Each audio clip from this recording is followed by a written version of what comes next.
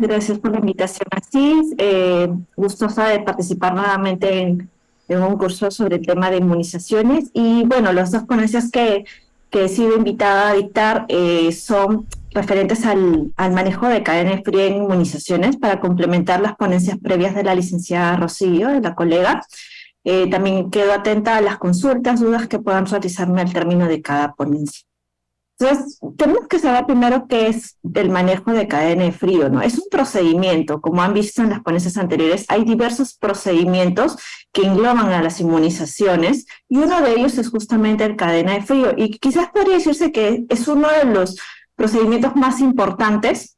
¿Por qué? Porque si la cadena de frío falla, todos los procesos o todas las actividades que se puedan desarrollar a posterior van a tener falencias, ¿no? O no van a ser óptimas porque la conservación no generó la inmunogenicidad de una vacuna, que es el fin general que queremos con la vacunación, ¿no? Que el individuo o la comunidad que recibe esta campaña de vacunación pueda generar una inmunidad, una protección, una inmunidad colectiva también a largo plazo y podamos estar prevenidos o protegidos contra ciertas enfermedades que pueden ser prevenibles a través de la vacunación. Entonces, ¿qué es el manejo de cadena fría en el almacenamiento de vacunas? Es el procedimiento que tiene como objetivo la conservación óptima, no es porque no hablamos de cualquier tipo de conservación, sino la óptima de las vacunas en equipos y complementos frigoríficos precalificados para el uso exclusivo de vacunas,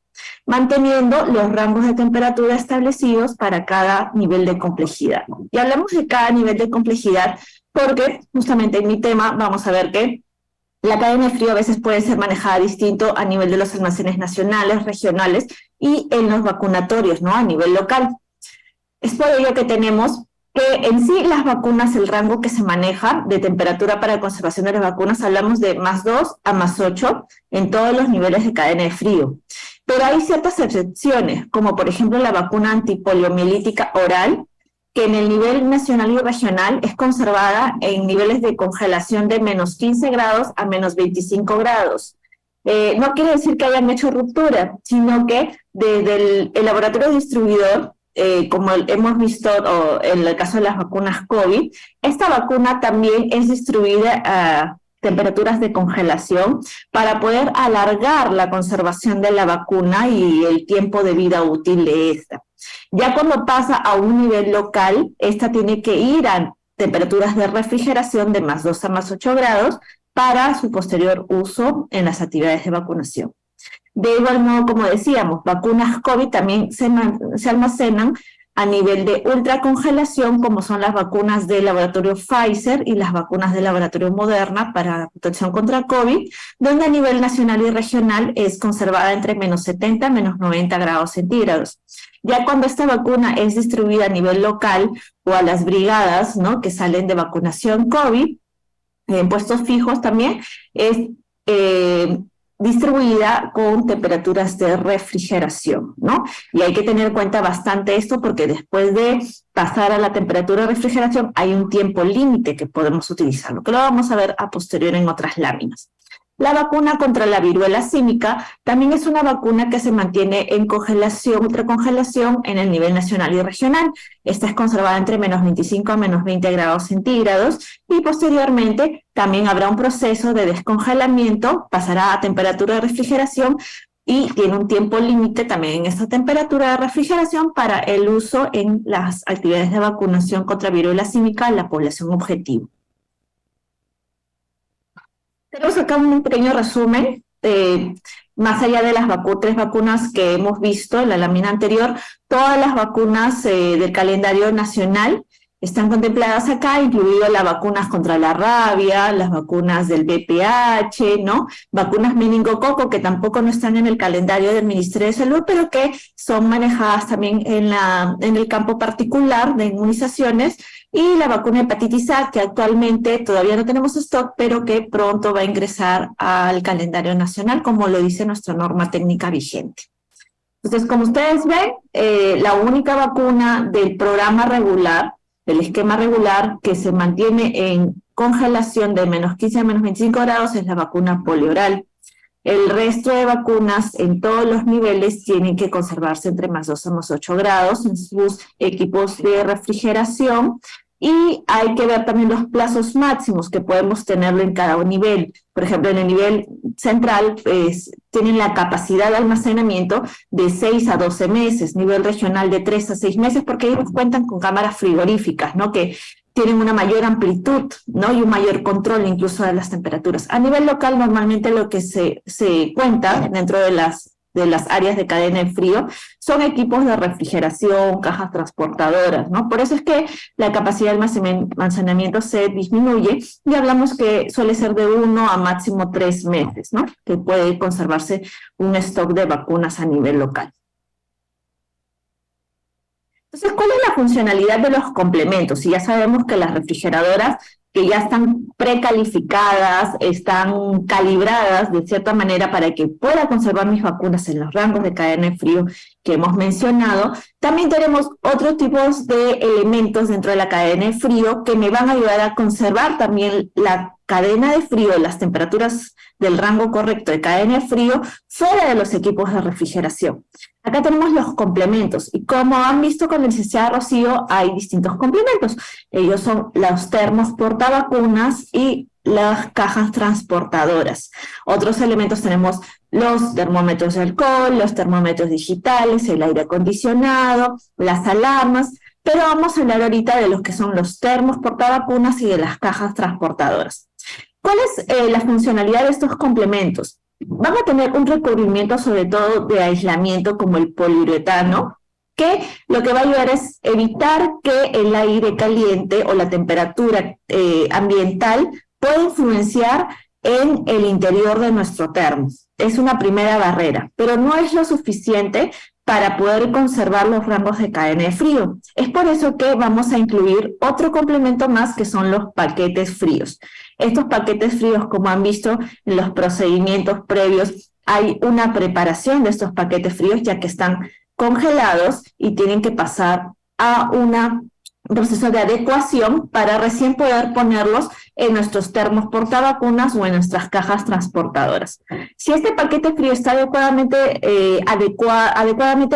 preparado, o sea, lo hemos puesto en una superficie donde recibe la temperatura ambiental sin mayor influencia de agua, calor directo, corrientes de aire, y hemos podido mover el paquete frío luego de un tiempo de esta adecuación y escuchamos el agua que se mueve sintiendo aún el frío en el paquete frío sin que se haya descongelado demasiado, y ponemos la cantidad suficiente de paquetes como debe ser de acuerdo al modelo de nuestro termo o caja transportadora, vamos a poder tener una circulación de aire frío dentro de nuestro termo portavacuna.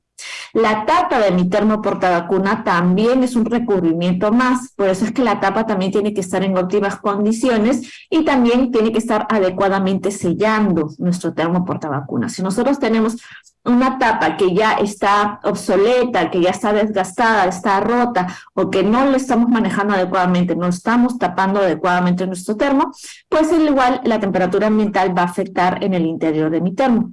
O si hacemos el movimiento de abrir y cerrar constantemente en nuestra caja transportadora o nuestro termo portavacuna, va a suceder lo mismo como si yo abriera a cada momento nuestro refrigerador. ¿Qué va a hacer? Voy a ir alterando poco a poco la temperatura y le quito la vida fría que va a tener mi termo portavacuna o mi caja transportadora. Si normalmente mi termo me iba a durar 12 horas para toda mi actividad, pero estoy con el termo, con otros elementos que estén afectando, como que no esté en sombra, que esté bajo el sol directo, que no esté bien tapado o que el recubrimiento, ¿no? La tapa o las paredes tengan grietas, estén en mal estado, mis paquetes fríos estén demasiado descongelados, entonces no vamos a poder tener esa vida fría habitual que debería ser, va a reducirse, y si yo estoy en una brigada, como es lo que vamos a hablar de las actividades extramurales, probablemente estoy yéndome a una comunidad un poco lejana, me voy a dar cuenta quizás de que mis temperaturas están subiendo y hasta que regrese al establecimiento quizás pueda hacer una ruptura de cadena de frío en nuestro termo portavacuna. Por eso tenemos que ver que todos estos elementos tienen que ser los adecuados para yo irme en mis actividades extramurales con la seguridad de que mi cadena de frío va a estar bien conservada. Como han visto en la ponencia anterior, ¿cuáles serían las consecuencias negativas de un adecuado almacenamiento de cadena de frío? Pues disminución de la vida útil de la vacuna, ¿no? Como les ha explicado la licenciada Rocío, cada vacuna tiene una interpretación de resultados ante la exposición, ya sea una exposición cuando está por encima de 8 grados centígrados a 25 grados centígrados, de acuerdo a la cantidad de horas que esté expuesto, va a haber una interpretación del uso o el no el uso de esta vacuna. Esta interpretación se hace durante el proceso de evaluación de una ruptura de cadena de frío. Si bien es cierto, está la información dentro de la norma técnica para nuestro conocimiento, nosotros no podemos tomar decisión con esta tabla de qué usar o qué desechar, si es que dice no use la vacuna, ¿no? Eso lo vamos a ver justo en el tema de ruptura de cadena de frío, que es la segunda ponencia que me toca, cuáles son todos los procesos que se debe hacer durante una ruptura de cadena de frío y la evaluación para que nos retroalimente nuestro coordinador superior de los pasos que debemos realizar en caso haya habido esta ruptura de cadena de frío en nuestro establecimiento, ¿no? Pero es importante que lo tengamos en cuenta, ¿no? ¿Por qué? Porque esto también nos va a ayudar a nosotros saber interpretar, ¿no? ¿Cuál es el comportamiento habitual que deberíamos nosotros tener, ¿no? Ante una ruptura de cadena de frío. A veces nos asustamos porque pasó un minuto de ruptura de cadena de frío, pero quizás si sabemos estas tablas, pues ya sabemos que, bueno, igual se tiene que notificar porque es una ruptura, pero que estaríamos un poco más tranquilos porque no pasó el límite de tiempo o no pasó quizás las temperaturas máximas, ¿no? Que las vacunas que estaban contenidas en el termo donde yo me fui de brigada lo permitían, ¿no? Igual tenemos la tabla cuando la exposición es menor a 0 grados centígrados. Es por eso que hay vacunas que son más sensibles a las temperaturas altas y que en los cuadros previos ustedes van a ver que tienen más la indicación de quizás no usar la vacuna, ¿no? Si es que estuvo por más de 24 horas o más de 5 días en esta temperatura superior a 8 grados centígrados, que mayormente, como ustedes ven, son las vacunas vivas atenuadas, ¿no? La polioral, la de sarampión, la de fiebre amarilla, la BCG son las más sensibles, y las otras vacunas, las inactivadas, suelen ser un poquito menos sensibles a las temperaturas altas, pero sí más sensibles a la congelación.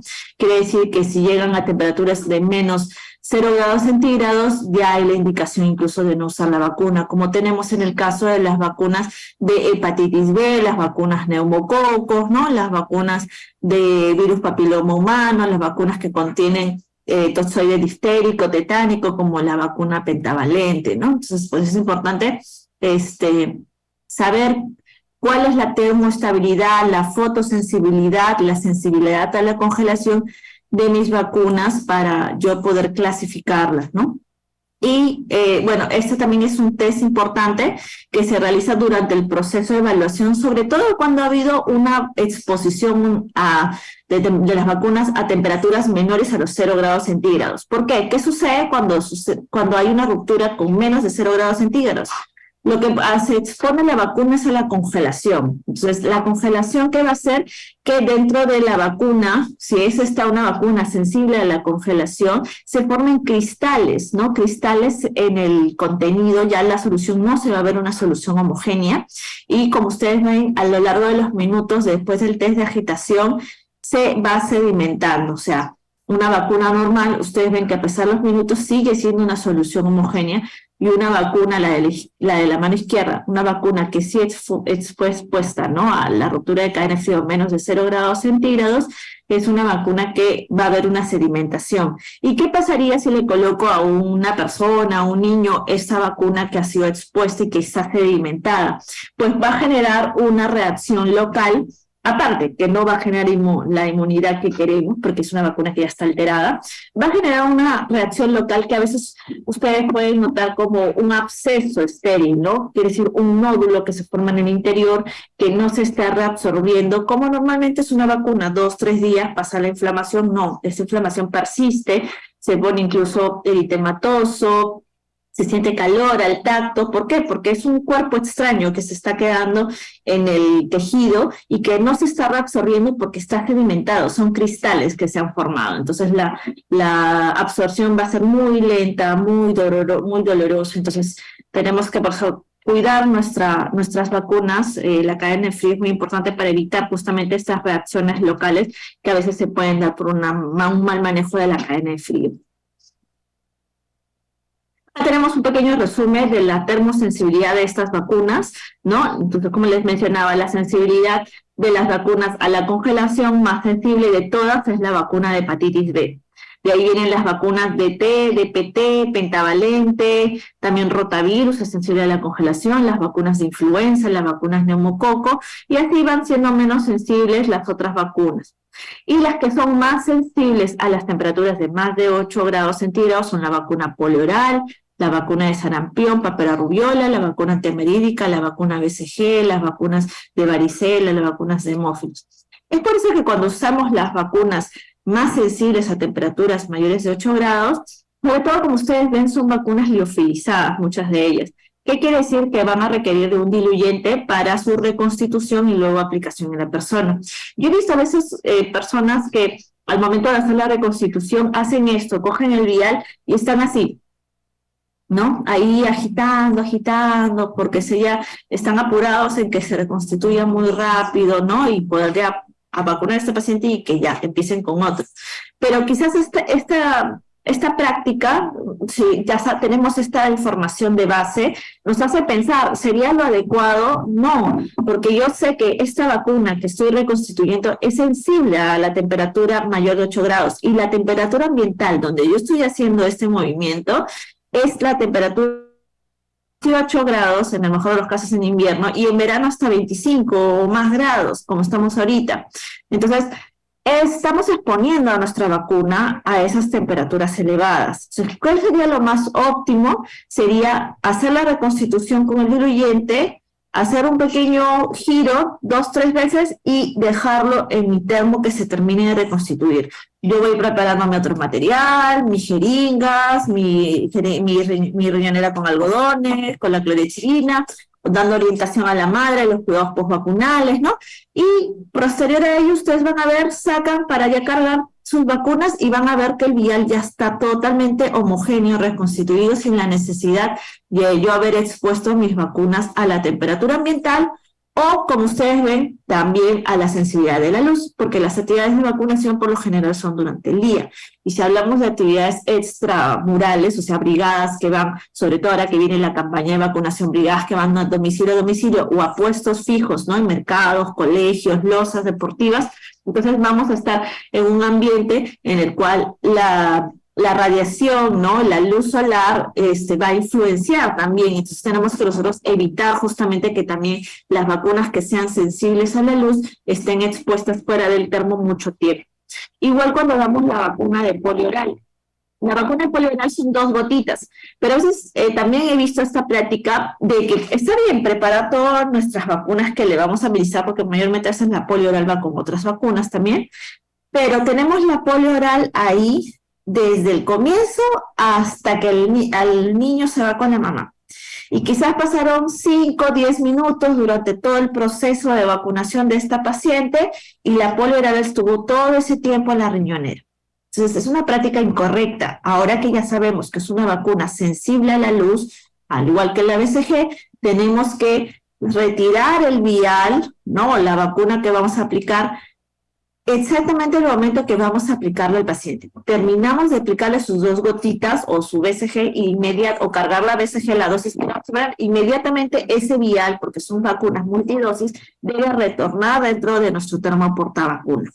No permanecer en la riñonera donde está cayéndole la luz, la radiación y que está inactivando mi vacuna, y en las próximas dosis de otras personas, otros niños, no va a tener la misma capacidad de inmunogenicidad de protección que queremos, ¿no? Entonces queremos que esta vacuna, que es multidosis, tenga la misma capacidad en todos los niños que van a ser vacunados con este vial. ¿Bien? Entonces, estos tres clasificaciones, de acuerdo a la sensibilidad de congelación, temperatura y luz, son muy importantes que sepamos para el adecuado manejo de estas vacunas.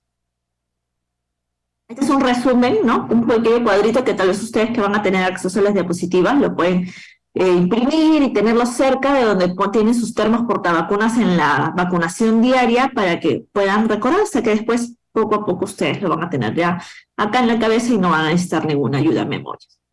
El almacenamiento de diluyentes. A veces también nosotros nos centramos mucho en el almacenamiento de las vacunas, pero tenemos que tener buenas prácticas de almacenamiento no solo con las vacunas en la cadena de frío, sino también con los diluyentes, con las jeringas, con todos los elementos, con el algodón, con todos los elementos que tienen ciertas normas de cómo deben ser almacenados, ¿no? Entonces, en el caso de los diluyentes, estos son termoestables, quiere decir que no necesitan estar todo el momento en cadena de frío. Por ejemplo, cuando ustedes van a recoger vacunas en el almacén regional al cual pertenece, no es necesario que se los den y ustedes los tengan en la caja transportadora. Si su caja transportadora quizás ya está muy llena con las vacunas que han recogido y no hay espacio para sus diluyentes, pueden llevar sus diluyentes en la mano, no hay ningún problema, son termoestables. Pero en el caso de este diluyente, sí, cuando lleguen a su establecimiento, si tienen capacidad en su refrigerador, tiene que estar al costado de la vacuna donde ustedes están almacenando su vacuna, al costado debe estar su diluyente. Y tienen que estar atentos si es que no tienen capacidad para tener todos sus diluyentes almacenados y los tienen en los anaqueles, entonces tienen que estar atentos cuando ya están, que se acaban los diluyentes que están en su refrigerador, poder hacer la refrigeración de alguna caja de diluyentes que tengan en stock en los anaqueles. ¿Por qué? Porque lo ideal sería que antes de la reconstitución de la vacuna, este diluyente esté refrigerado al menos 1 hora para evitar un choque térmico. ¿Qué quiere decir un choque térmico? Si el diluyente que vamos a usar está a temperatura ambiente y yo lo mezclo con la vacuna que está en refrigeración, pues va a afectar la temperatura del diluyente en la vacuna, ¿no? Normalmente, ¿qué son los diluyentes? Son soluciones de agua bidestilada, solución salina, algunos tienen otros elementos más dentro de su composición, por eso es de que cada diluyente corresponde a su vacuna. A veces ha habido la incógnita, la duda, uy, se me rompieron los diluyentes, ¿puedo hacer el cloruro de sodio para reconstituir la vacuna? No. Lo ideal sería que averigües con el almacén regional si tienen un stock de reserva de diluyentes que puedan reponerte.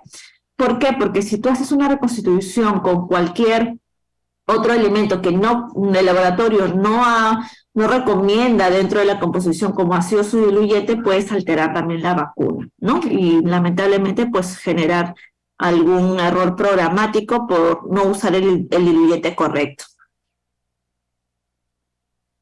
También tenemos que tener en cuenta cuál es el cálculo de la capacidad de almacenaje en vacunas, ¿no? Como habíamos visto, los diluyentes, si es que no tengo mayor capacidad en mi refrigerador o en mi caja transportadora, los pongo en anaqueles porque son termoestables, no hay ningún problema. Pero en el caso de las vacunas no puedo hacer eso, porque las vacunas sí tienen que estar en todo momento dentro de la conservación de cadena de frío. Entonces, cuando yo voy a hacer mi requerimiento de vacunas, siempre hacemos nuestro requerimiento de acuerdo a nuestra población asignada, nuestras metas, ¿no? Pero siempre es bueno preguntarse, lo que yo necesito, ¿puedo almacenarlo dentro de mi refrigerador o mis refrigeradoras si es que cuento con más de una en mi establecimiento de salud? ¿Cómo sé que lo que yo estoy guardando es la capacidad real de mi refrigerador o quizás la estoy cargando más de vacunas, más de su capacidad y estoy sobreesforzando el equipo? O quizás estoy haciendo un adecuado almacenamiento y las vacunas no están recibiendo el frío, ¿no?, como debe ser, y por ende no hay una adecuada conservación de la cadena en frío, ¿no? Entonces, en el caso para poder determinar, ¿no?, la necesidad real de equipos que se requieren para almacenar y conservar adecuadamente las vacunas, se tiene que considerar que tiene que haber un 25% mínimo como stock de reserva. ¿Qué quiere decir? Si mi meta, por ejemplo, es 100 niños, yo tengo que pedir para sus primeras dosis 100 pentavalentes, pero el 25% mínimo de stock de reserva sería 125 pentavalentes que debería nosotros requerir. ¿Por qué? Porque este 25 mínimo de stock de reserva me va a ayudar como contingencia ante ciertas situaciones que se puedan presentar, como un aumento en la demanda, ¿no? Quizás ya mi meta no es esto, sino es más, algún desabastecimiento mundial que pueda haber del producto y que yo pueda tener un pequeño stock de reserva para poder afrontar hasta que sea nuevamente reabastecido, ¿no? Y para yo calcular mi capacidad de almacenamiento, tengo que considerar este 25%. Entonces tenemos distintos equipos, ¿no? Quizás alguno de estos modelos ustedes han visto en su refrigerador que dice MK144, MK204, MK304, entonces, de acuerdo al modelo, el modelo ya viene con una capacidad, ¿no? 48 litros, 75 litros, 105 litros, pero todo el interior del refrigerador no se va a llenar de vacunas. No quiere decir que tienen que llenar a tope hasta la bandeja azul que cubre las gabinetes, las canastillas, ni tampoco quiere decir que yo voy a quitar las canastillas porque así puedo guardar más. No. Estas canastillas y estas bandejas azules que vemos en los refrigeradores cumplen una función, ¿no? Entonces, van a permitir que haya un mayor flujo de las corrientes de aire frío que conserva mi refrigerador dentro de todas las paredes de las cajas de las vacunas que estoy almacenando.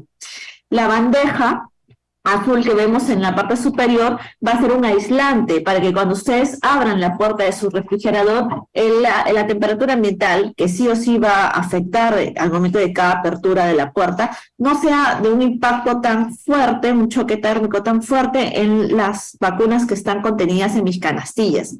Pero eso no quiere decir que voy a llenar mi canastilla hasta la bandeja. ¿Por qué? Porque también estamos sobrecargando esa bandeja y lo que debería llenarse solamente es el 75% del volumen de esa bandeja. ¿Y cómo calculamos esto, no?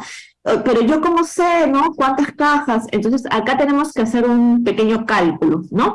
Es la altura por el frente, por el fondo de cada bandeja, ¿no? Entonces, mi refrigerador, de acuerdo al tamaño del refrigerador, puede tener quizás 3 bandejas grandes inferiores, 4 superiores, o una inferior y 2 superiores, y que la inferior y la superior normalmente son de distintas capacidades, no son de la misma medida. Entonces yo tengo que medir la altura por el frente, por el fondo, ¿no?, de mi bandeja, y ahí voy a sacar un cálculo de más o menos cuántas cajas yo voy a poder incluir en cada una de estas bandejas. Ahora, también tenemos que calcular estas mismas dimensiones en las cajas de vacunas. Por ejemplo, la vacuna BCG que viene en una caja de 50 unidades, tengo que medir igual la caja altura, frente, fondo, y va a ser distinta su capacidad de poder almacenar cuántas cajas de BCG, distinta a otra vacuna, como por ejemplo la varicela, que viene en unas cajitas que es de 10 unidades, ¿no? Igual medimos la altura, el frente, el fondo de esa cajita y vamos a poder calcular cuántas cajas voy a poder almacenar en cada una de mis gabinetes. Entonces, si en algún momento cambiara la presentación de alguna de estas vacunas, tenemos que adecuarnos a esa nueva presentación de cajas en las cuales va a venir. Ahora, entre caja y caja tiene que haber un espacio. No pueden estar las cajas pegadas. Por ejemplo, si tengo acá una caja y acá tengo otra caja, no pueden estar así pegadas porque acá no va a haber circulación de aire frío. Tiene que haber al menos unos 2 centímetros de diferencia para que podamos permitir una circulación de aire frío por todas las paredes de las cajas. Y así todas las vacunas uniformemente puedan recibir el aire frío. Entonces, en el caso de las vacunas que vamos a nosotros a almacenar también en congelación, como por ejemplo es la vacuna de viruela, que también se maneja en congelación a veces a nivel local, sobre todo en los establecimientos que están colocando la vacuna de viruela, nos abastecen de la vacuna de manera congelada y nosotros vamos refrigerando paulatinamente a medida que se hace la actividad. También tenemos que hacer igual el cálculo con el caso de las bandejas de la congeladora, donde a veces mantenemos la vacuna de viruela. Y en el caso de los paquetes fríos, hablando de las congeladoras, también las congeladoras tienen una capacidad de almacenamiento de los paquetes fríos. Nuestros paquetes fríos, por lo general, tienen que estar también en las bandejas, ¿no? En las congeladoras también tienen unas bandejas. Nosotros tenemos que tener los paquetes fríos en las bandejas y si no alcanzar a mis paquetes fríos en las bandejas, puedo tenerlo en la parte inferior de la congeladora, como ustedes ven ahí, pero tienen que estar lateralizados, ¿no? No pueden estar echados, tienen que estar lateralizados estos paquetes. Y la capacidad total de la congeladora, solamente igual que la refrigeradora, es el 75%. No podemos llenar a tope de paquetes fríos nuestra congeladora. Es importante que sepamos que esta congeladora se tiene que mantener en ciertos rangos para que mis paquetes fríos también estén adecuadamente congelados. Tienen que estar, mi temperatura de congelación de este equipo tiene que estar entre -15 -20 grados centígrados, hasta -25 incluso se puede llegar a mantener estos paquetes fríos. Y el paquete frío mínimo debe estar congelado 24 horas. Digo mínimo porque no es el ideal, no es el óptimo las 24 horas. Lo ideal sería que esté por 3 días congelados. Cuando están 3 días congelados los paquetes fríos, luego de la adecuación de estos paquetes para que pasen a los termos portavacunas, permite una mejor conservación de la cadena de frío. ¿Por qué? Porque los cristales de hielo que se formaron en nuestros paquetes fríos están hechos de agua, están conteniendo agua, no gel, no otras sustancias, solamente es agua. Entonces, esos cristales de hielo van a ser más fuertes, más adherentes, y al momento de hacer mi adecuación, no se van a romper tan fácilmente, va a llegar a una temperatura de refrigeración, pero va a llegar a conservar por una mayor cantidad de horas. A diferencia si mi paquete frío estuviera menos de 24 horas, ¿no? Congelado, en ese termo que ustedes están preparando probablemente no va a durar la cantidad adecuada que ustedes están para su actividad extramural. Va a ir subiendo la temperatura y quizás se corren el riesgo de hacer una rotura de cadena en frío. Por eso es que decimos que mínimo deberíamos contar con 3 juegos de paquetes de fríos por el número de cajas transportadoras utilizadas durante cada vacuna. Quiere decir, si yo tengo una caja transportadora que uso 24 paquetes fríos de acuerdo al modelo de esa caja transportadora, debería tener 3 juegos de 24 para esa caja transportadora para hacer el recambio. ¿Por qué? Porque vamos a ver en la próxima ponencia, que es sobre la ruptura de cadena de frío, que estas cajas transportadoras nos van a ayudar bastante cuando hay que hacer un plan de contingencia. Entonces, si yo solo tengo un juego de paquetes fríos, no me va a poder ayudar en el plan de contingencia. ¿Por qué? Porque cuando termine esos paquetes de conservar, esté en el límite de conservación de temperatura, ¿con qué otro juego de paquetes lo voy a cambiar para seguir manteniendo mis vacunas en esa caja transportadora? No voy a poder hacer un recambio de paquetes. Pues hablamos que mínimamente deberíamos tener 3 juegos por cada caja transportadora o por cada termo portavacuna.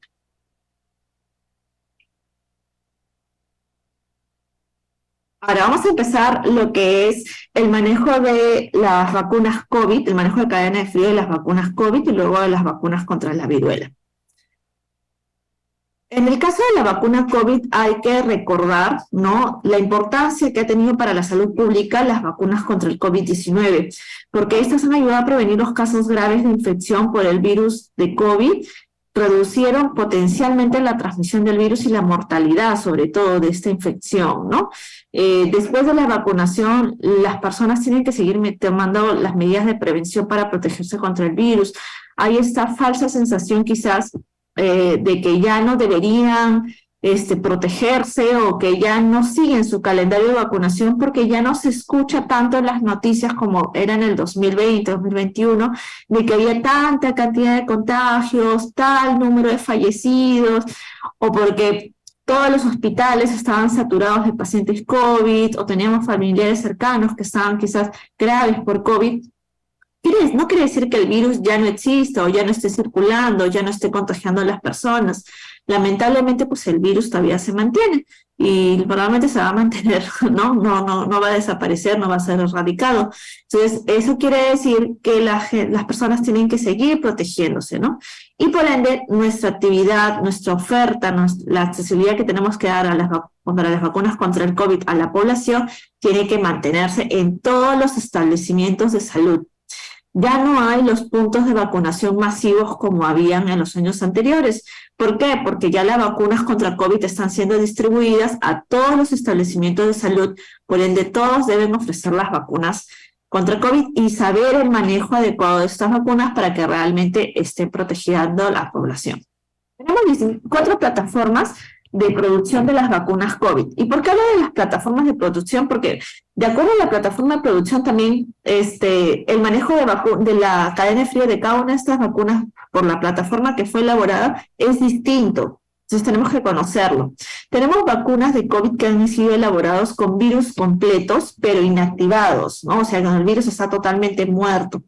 Hay otros en los cuales es un virus fraccionado y que puede contener la proteína S, que es la proteína justamente la espícula, que va a ayudar a que mi organismo genere inmunogenicidad, genere inmunidad cuando realmente esté frente a este virus. Tenemos ahí las vacunas justamente de ARN mensajero, como en el caso del país, tenemos la vacuna Pfizer, las vacunas de Moderna.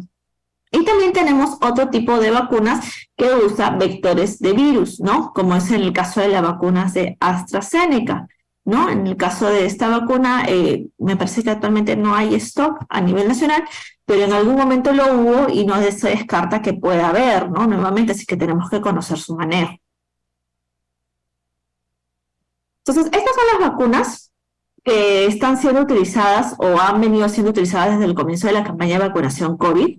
En los adultos de 18 años a más se disponía de la vacuna Verocell inactivada del laboratorio Sinopharm, de la vacuna Comirnaty, porque ese es el nombre de la vacuna Comirnaty de 30 microgramos del laboratorio Pfizer-BioNTech, la vacuna Vaxzevria del laboratorio AstraZeneca-Oxford, la vacuna Spikevax de 0,20 microgramos del laboratorio Moderna. Esa es para los adultos de 18 años a más. En el caso de los adolescentes de 12 a 17 años, se cuenta con el stock de la vacuna Comirnaty igual de 30 microgramos del laboratorio Pfizer-BioNTech. Y en niños de 5 a 11 años, la vacuna Comirnaty pediátrica, que la composición es de 10 microgramos, también del laboratorio Pfizer-BioNTech. Y en niños de 6 meses a 4 años, la vacuna Spikevax pediátrica de 0,10 microgramos del laboratorio Moderna. No, estamos hablando de estos para los esquemas primarios, porque sí han salido nuevas disposiciones, nuevas resoluciones que hablan sobre los refuerzos. Hay ahora más alternativas de refuerzos, por ejemplo, con las vacunas del laboratorio de Moderna, están habiendo más opciones, más posibilidades de refuerzos, pero este cuadro es más que nada para los esquemas primarios. Entonces vamos vacuna por vacuna. En el caso de las vacunas del laboratorio Sinopharm, que son las de virus inactivados, vamos netamente a lo que es cadena de frío, porque la parte ya de vacunación lo han visto creo el día anterior.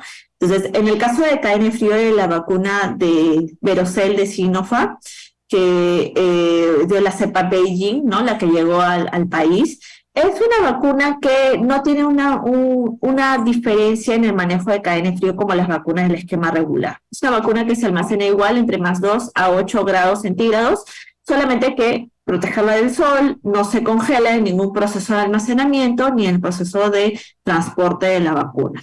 Entonces es temperatura, rango de temperatura de refrigeración, no hay mayor diferenciación.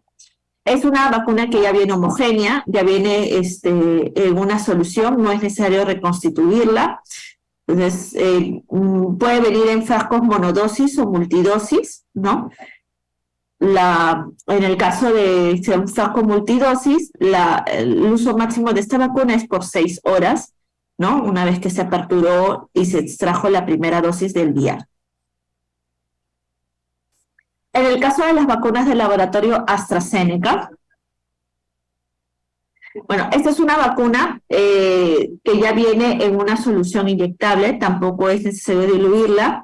Los almacenamientos de esta vacuna también es en rango de más 2 a más 8 grados, no hay ningún proceso de congelación. El periodo de validez de esta vacuna dentro de los almacenes sin abrir, como es un vial multidosis, es de 6 meses. Pero una vez extraída la primera dosis, solamente tenemos 6 horas para terminar el vial, ¿no? Mayormente viene un vial para 10 personas, ¿no? Y hay que tener en cuenta pues estas 6 horas máximo desde la extracción de la primera dosis. También hay que evitar pues la exposición a la luz porque también es fotosensible. Entonces hay que conservarlo cuando esté en nuestros equipos de refrigeración dentro del embalaje secundario, ¿no? Que viene justamente del laboratorio. En el caso de las vacunas de Moderna, acá sí comenzamos a hablar de vacunas que se mantienen en ultracongelación, ¿no? El vial, cuando está en los almacenes nacionales, regionales, puede estar hasta 9 meses entre -15 a -25 grados centígrados, ¿no? Posterior a ello, va a pasar a la temperatura de refrigeración de +2 a +8, protegida de la luz, ¿no? Por un máximo de 30 días, ¿no? Y si vamos a usar la vacuna, ¿no? Ya estamos extrayendo del vial la primera dosis, podemos usarlo por máximo 12 horas, ¿no? Desde la extracción, desde que perforamos y extrajimos la primera dosis de ese vial, ¿no? Mayormente vienen en viales de 10 dosis, si hablamos de los refuerzos, ¿no? Y también hay que protegerla en el caso de la luz, ¿no? No evitar que no esté expuesto mucho tiempo a la luz. Y una vez descongelada, no se puede volver a congelar, ¿no? Esta es la ley en todas las vacunas de ultracongelación.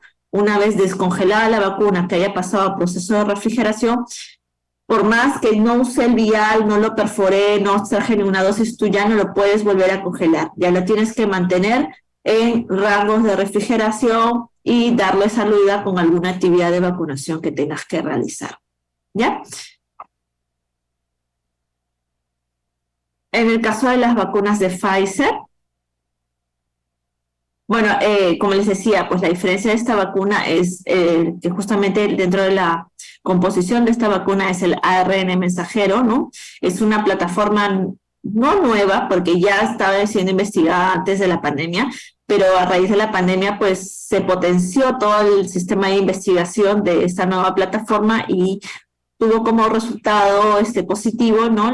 Justamente la elaboración de esta vacuna, que nos ha ayudado pues a controlar bastante la pandemia, ¿no? Desde el laboratorio productor ya estas vacunas son enviadas en cajas de ultracongelación, ¿no? Donde los viales vienen en cajas incluso de 195 viales, ¿no? Por caja, a temperaturas de -70 grados centígrados.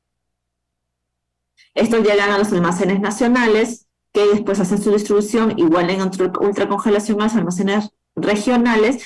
¿Por qué no lo hacen en refrigeración? Porque le quitarías tiempo de vida fría que podría tener esta vacuna, por eso se hacen en ultracongelación. El vial también es un vial multidosis, vienen 6 dosis, cada dosis de 0,3 mililitros. En el caso de las vacunas de tapita morada, que es la que usamos en adolescentes y adultos, después vamos a ver en el caso de las pediátricas, pero en esos rangos de -70, grados de congelación puedes estar la vacuna entre 6 a 9 meses. En el caso de cuando ya pasan a temperatura de refrigeración, el almacenamiento inicialmente se hablaba de 5 días, pero salió una resolución de DIGEMIT, que es esta de acá, donde ya después de varios estudios, ¿no? Varios meses que ya se venía usando la vacuna, el laboratorio productor Pfizer-BioNTech estudió la seguridad, ¿no? La eficacia de la vacuna, si esta permanecía en temperaturas de refrigeración de +2 a +8 grados por más días, y vio que hasta los 31 días era eficaz, era segura, y se cambiaron los rangos de refrigeración hasta 31 días con viales cerrados, o sea, viales que hayan pasado a refrigeración y que no hayan sido usados. Igual esta vacuna tiene que ser protegida de la luz, de la luz cuando hagamos la actividad diaria, y una vez descongelada no debe ser nuevamente congelada, ya permanece en temperatura de refrigeración. Como cualquier vacuna multidosis, les recuerdo que tiene que rotularse la fecha y la hora de dilución, porque esta es una vacuna que necesita diluirse. En el caso de las vacunas Pfizer, la única vacuna que no necesita diluirse es la vacuna bivalente, ¿no? La vacuna bivalente, que la vamos a conocer, ya viene sí una solución homogénea que no necesita diluyentes, pero en el caso de las vacunas de Pfizer, de etapa moradita, que es para adolescentes y adultos, y de etapa naranja, que es la pediátrica, sí vienen con un diluyente, así que hay que estar atento de la presentación que estamos utilizando y si requiere o no dilución antes de la aplicación de la vacuna. Una vez que se hace la reconstitución de esta vacuna, solamente puede usarse en las 6 horas posteriores de la dilución. Por eso es importante que registren la fecha y la hora de la dilución para que cualquier persona que ustedes estén trabajando sepa hasta qué fecha y hora máximo pueden utilizar ese vial y no haya un error programático por usar un vial que ya pasó el límite de tiempo. En el caso de la vacuna de Pfizer pediátrica de 10 microgramos, como les decía, ¿no? También es una solución diluyente que se va a utilizar y bueno, salen 10 dosis de 0,2 mililitros cada una de las dosis. En el caso de esta vacuna de la de Pfizer pediátrica, sí, el tiempo para ser usado después de la dilución es 12 horas. Entonces, cuando fijamos la fecha y la hora de dilución, vamos a contar 12 horas para terminar de usar este vial, el de tapa naranja, de 10 microgramos. Y bueno, pues todo el proceso es igual, ¿no? Pasa la temperatura de refrigeración, igual tienen 31 días en viales cerrados que pueden permanecer en temperatura de refrigeración y una vez que extrajeron la primera dosis solamente tienen 12 horas para terminar de usar el contenido del vial.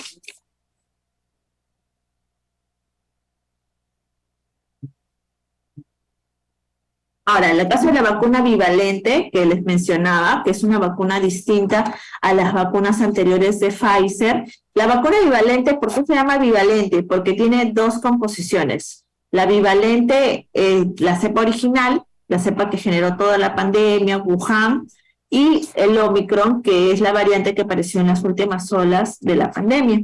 Entonces, ¿cuál es la diferencia con las otras vacunas previas? Es justamente la mayor protección, la protección extra que tiene esta vacuna contra el Omicron.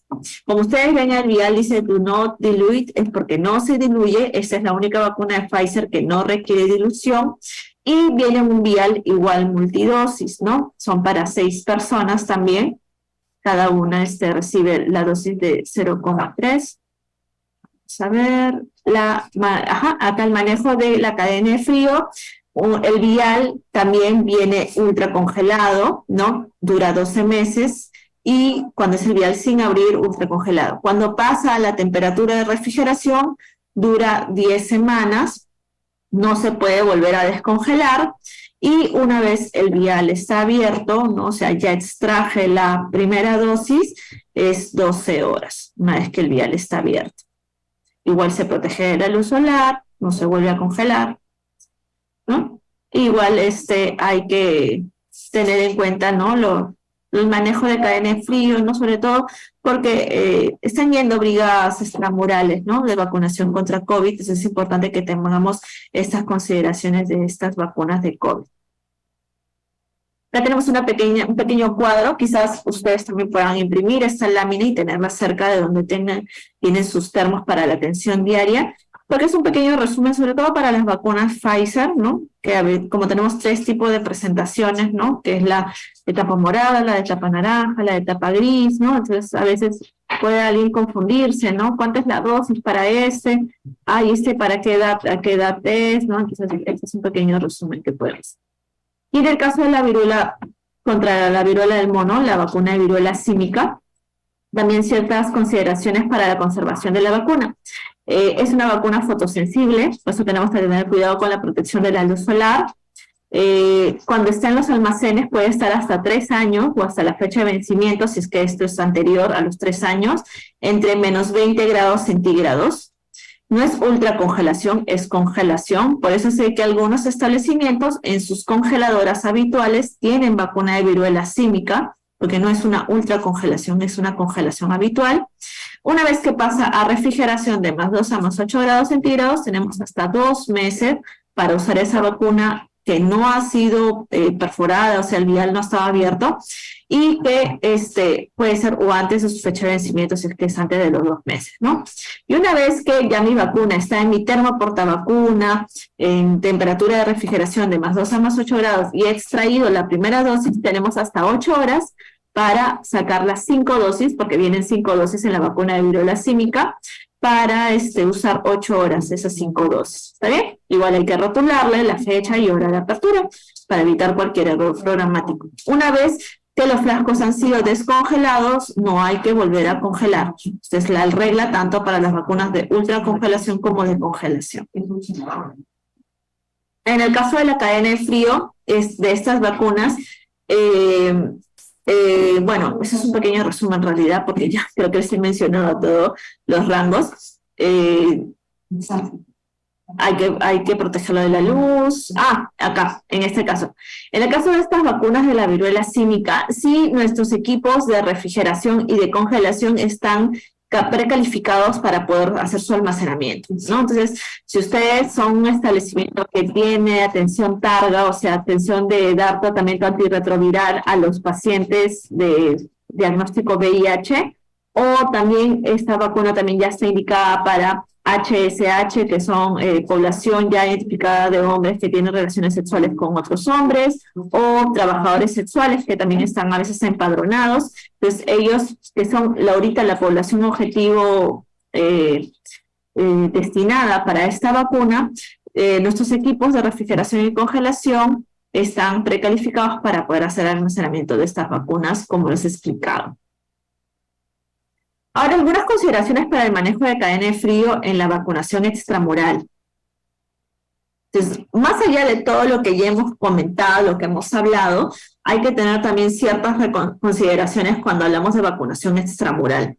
Bueno, ¿qué es en sí las actividades de vacunación extramural? Tenemos dos tipos importantes de vacunación extramural. Los puestos fijos, que es cuando ponemos una brigada de vacunación en el mercado, en la parroquia, en las escuelas o en los parques, que mayormente esto es con una previa coordinación para ver un lugar estratégico de estas instituciones donde pueda tener acceso a la población y también donde podamos ver que el manejo de la cadena de frío y la bioseguridad de la vacuna sea el adecuado, ¿no? Porque tampoco se trata de estar en plena loza o en pleno parque bajo todo el sol inclemente, ¿no?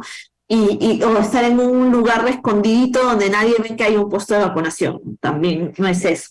Y el otro son los puestos móviles o las brigadas móviles, que lo que buscan es captar en los transeúntes o en las brigadas casa por casa, que a veces van incluso con direcciones a donde ya saben que hay población que falta vacunar. Por eso es que hablamos de un seguimiento de población objetivo, ¿no? Si es que el establecimiento tiene ya empadronados a sus niños, ¿no? Y verifica, ¿no? Qué niños están atrasados, pueden darle esta información a la brigada y hacer este seguimiento de esta población y en el camino ir vacunando quizás a otra población que se va captando, ¿no?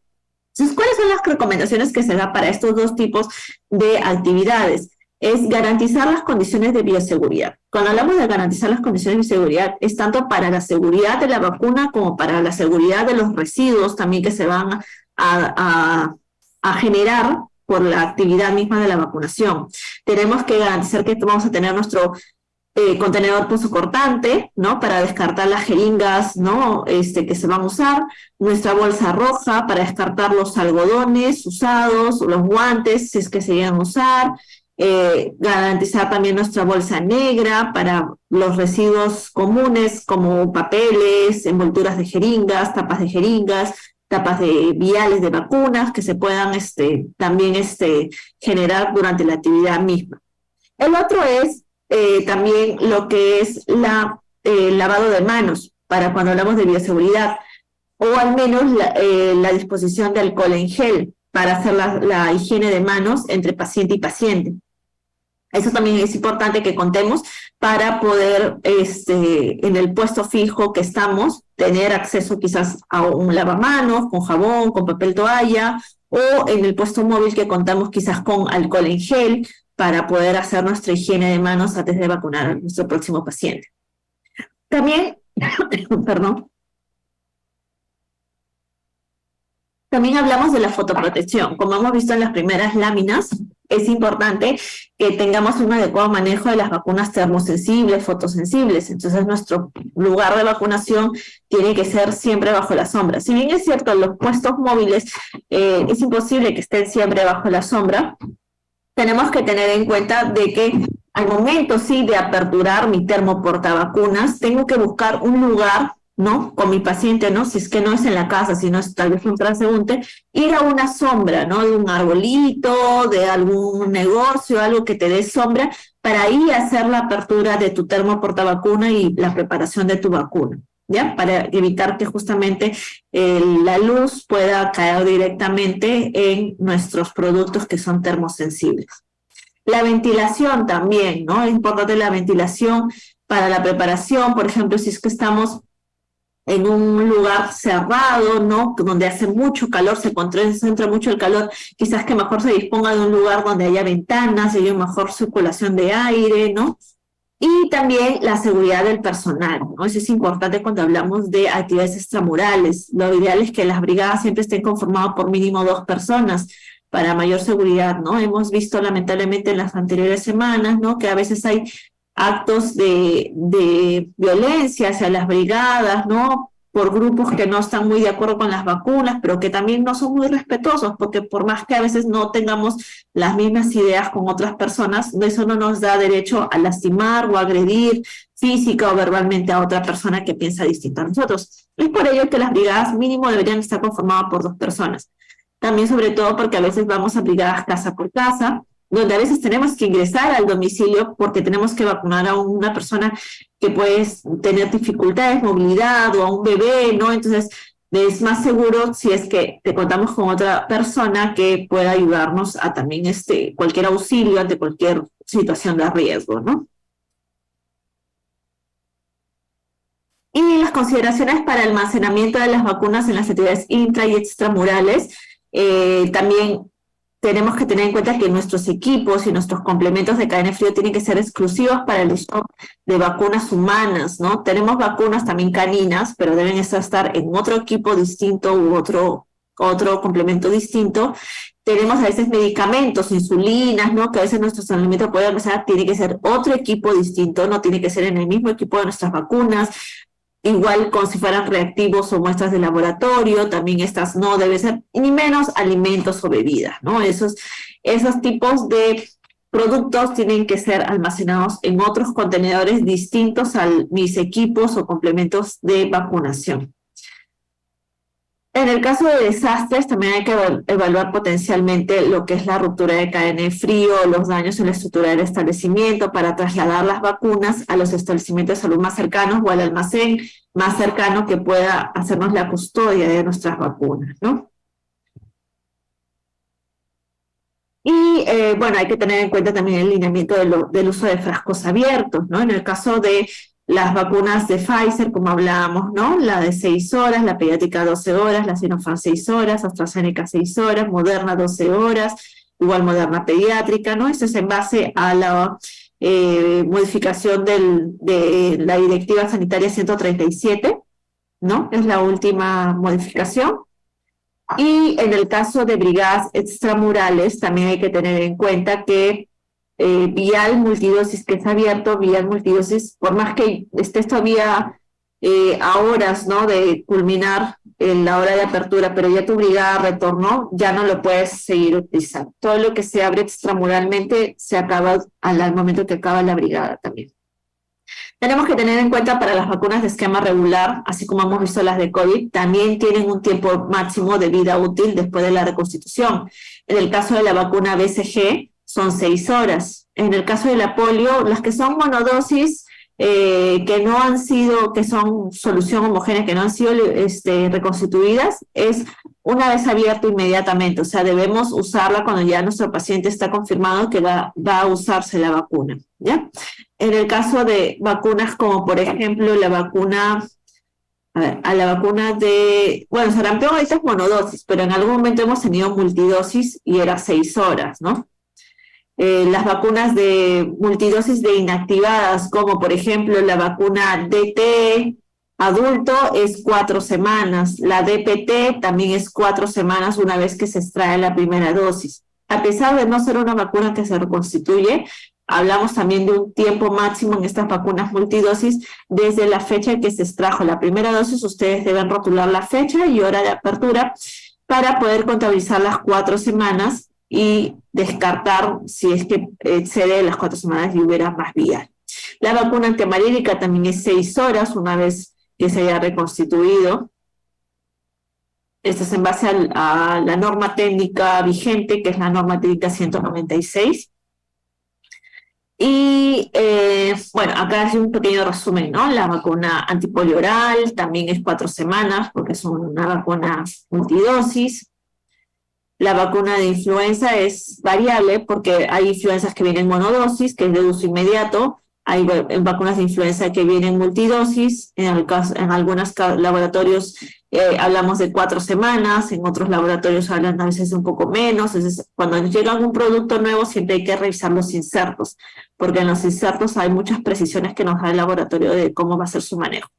Y las vacunas que duran 6 horas, la BCG, la de sarampión, papera y rubiola, la SR que ya no contamos y la vacuna de fiebre amarilla. Entonces, en el caso del factor pérdida, porque también hay que considerar en el caso de las brigadas, sobre todo las brigadas que llevan vacunas multidosis, sobre el factor pérdida, ¿no? Entonces, en el caso de que sea una brigada de población rural, vamos a hablar que puede manejarse hasta un 70%, ¿no?, de factor pérdida. Y en el caso de una brigada en población urbana, puede ser para un puesto fijo 50% o un puesto móvil 70%. Bueno, esto es importante, ¿por qué? Porque no quiere decir que yo me voy en brigada extramural y bueno, pues no encuentro población y ya lo descarto, ¿no? Así haya puesto solo un paciente porque termina la brigada, termina mi frasco. No, o sea, tenemos que también manejar nuestro factor pérdida. Tenemos que ir a puntos estratégicos o sí lograr nuestras metas, porque ya está considerado cierto factor pérdida, pero no menos de este porcentaje. Entonces, no podemos tener un 90% de factor pérdida en un vial tampoco, ¿no? En el caso de que haya un factor pérdida que exceda, ¿no?, a este porcentaje, tenemos que reportarlo, ¿no? En el caso, por ejemplo, de COVID, de viruela, se hacen actas de apertura y cierre de las brigadas, y en esas actas también se pueden registrar las incidencias que puedan haber. Quizás tuve una cantidad de pacientes citados, de los cuales faltaron, ¿no?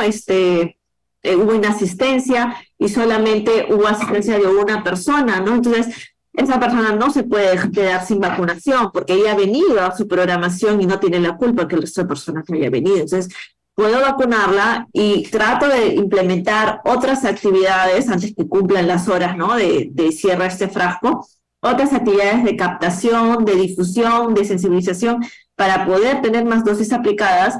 Y en mi acta de cierre voy a explicar, ¿no? Pacientes tal, no acudieron a la cita, se hace sensibilización en salas de espera de consultorios de niños o consultorios de adultos, se hace brigada, puesto fijo en mercado, se hace brigada tal, así, ¿no? Cualquier actividad que ustedes puedan realizar para dar más salida, ¿no? Y para poder justificar por qué no llegaron al porcentaje de vacunación para completar el frasco o al mínimo para considerar el factor pérdida. Eso va a quedar ahí registrado, ¿no? Entonces, también hay otros motivos que pueden generar un factor de pérdida más elevado, aparte de situaciones en las cuales los pacientes acuden a su cita, ¿no? En ese caso, tenemos la expiración de la fecha límite de caducidad, ¿no?, de nuestro vial, ¿no? Quizás nuestro vial, si no tenemos como mencionó la licenciada Rocío, si no tenemos un buen manejo, ¿no?, de lo que es el almacenamiento de las vacunas, la rotación adecuada de las vacunas en mi equipo de refrigeración, puede ser que yo esté dejando de usar unas vacunas que ya están más próximas a vencer y que por ende nosotros podemos quizás cometer el error de tener vacunas que se estén venciendo en nuestro equipo de refrigeración. Por eso es importante la rotación adecuada, ¿no? También si es que excede el tiempo límite de reconstitución, ¿no? También, y a pesar de que quedan dosis, o si es que sucede una ruptura de cadena de frío dentro de nuestro termo portavacuna mientras que estamos en la brigada de vacunación, ¿no? O también puede ser ruptura del frasco, se nos cayó, rupturas accidentales, ¿no? O robos también a veces sucede, hay que tener cuidado también cuando vamos en brigadas extramurales, porque a veces hay gente que no tiene reparo y te puede hasta robar el termo, ¿no? Entonces hay que tener bastante cuidado con eso. También puede ser por sospecha de contaminación, ¿no? Cuando no hay una adecuada preparación, manipulación de la vacuna, si es que también nuestro frasco queda sumergido en agua, si nuestro frasco, el tapón del GB queda sumergido en agua, por ejemplo, un paquete frío estaba roto y todo el termo en su interior se llenó de agua y nuestros frascos quizás no estaban en el vasito, como les mencionó la licenciada anterior, que es lo correcto, y se sumergió dentro de agua, entonces ese vial ya no sirve también. En caso de todo eso, esa situación, por ejemplo, en el caso del vía oral, si es que hubo contaminación porque no hubo una distancia adecuada, ¿no? De entre la boquita del niño y mi chuponcito de la vacuna polio, entonces ya hay una contaminación ahí. Entonces, todas estas situaciones pueden hacer que también haya un aumento del factor pérdida de mis vacunas, ¿no? Por eso es que tenemos que hacer una vacunación segura para evitar justamente eso. Y lo que es en el caso de los registros, ¿no? De las vacunas también es muy importante porque un adecuado registro también va a ayudar a un mejor control de calidad de los datos y del factor pérdida de las dosis no utilizadas, ¿no? A veces la falla no es tanto en la parte operativa, ¿no? La brigada hizo bien su tarea, manejó bien su cadena de frío, su vacunación segura, todo su manejo de los viales, pero ¿qué falló? Que no tomaron bien, el registrador no tomó bien los datos de los pacientes y ya no hay cómo sustentar estas vacunas porque hay que ingresarlos al sistema de digitación, al SIS, al GIS-MIS, al que se esté manejando, y ya no hay cómo darle salida a las dosis que se usaron de este vial, o quizás de las 10 dosis, solamente 2 DNIs estaban correctos y el resto no, y lamentablemente se pierde esa información o tiene que recuperarse esa información para poder evitar que haya este factor pérdida elevado, ¿no? Bueno, eso es todo respecto al primer tema. Quedo atenta a ver a sus consultas. Bien, estimados participantes, ¿alguna pregunta? ¿Alguna consulta? Recuerden que pueden activar su micrófono o también pueden hacer sus preguntas mediante el botón del chat.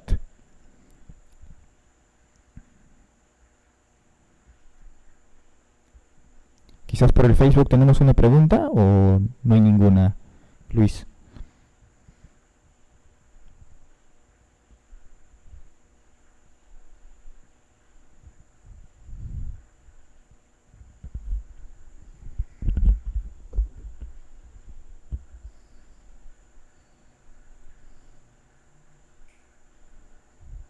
No. Licenciada Fiorella, creo que podemos continuar con la ponencia, así van pensando los participantes para finalizar ya la ponencia, hagan sus preguntas. Ya, ok, entonces voy a compartir.